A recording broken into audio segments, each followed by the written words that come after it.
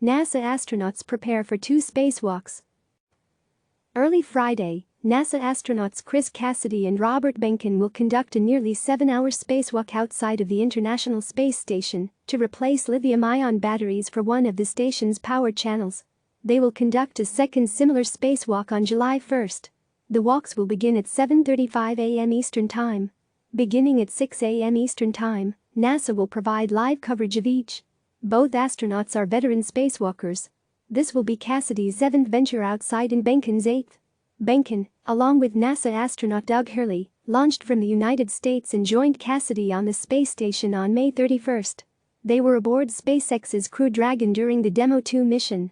These spacewalks are the culmination of a series of power upgrades that began in January 2017 to replace nickel-hydrogen batteries with new lithium-ion batteries. The new batteries arrived last month on a Japanese cargo ship. These 2 spacewalks will focus on replacing batteries for one of the power channels on the far starboard truss of the station. This task, however, is nothing like replacing batteries in your remote. These batteries are large, based on the animation NASA shared in a tweet. The astronauts will make several trips back and forth along the truss to remove and replace each battery, using foot restraints to help maintain their position and hand tools for adjustments. For both spacewalks, Cassidy will be crew member I and wearing a spacesuit showing red stripes, while Behnken will serve as crew member 2 in a suit with no stripes. Hurley and Russian cosmonaut Ivan Vanner will help Cassidy and Behnken into their spacesuits. Hurley will operate the station's robotic arm to support one of the 2 spacewalks.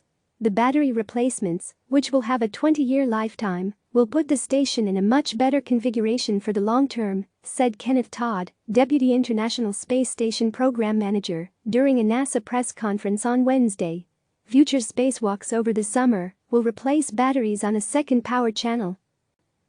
Behnken recently discussed the spacewalk and why it's important to replace the batteries during a call to the space station from CNN Innovation and space reporter Rachel Crane. When the space station is in the sun, it's collecting energy, and it needs to store for when it's in the dark, he said. And so those batteries, as they cycle time and time again, they wear down and need to be replaced. And so periodically that maintenance is required. Behnken said he's looking forward to another spacewalk experience. I really look forward to the views of the Earth when we get a free moment, he said. I think each astronaut, when they go out on their first spacewalk, they're really focused on trying to get all the activities accomplished and do a good job so that they can probably get a chance to do another one if the opportunity presents itself.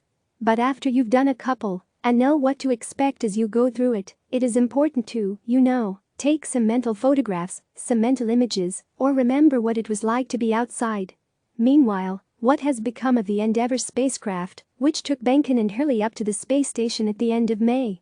The spacecraft, NASA reported, has been docked with the space station for 3.5 weeks and is doing extremely well as we put it through its paces, said Steve Stitch, NASA's Commercial Crew Program Manager.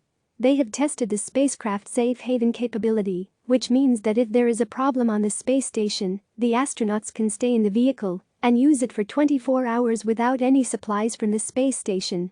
Next, the astronauts will test the habitability aboard the spacecraft to see how 4 astronauts might sleep and use the systems when the vehicle carries 4 astronauts instead of 2.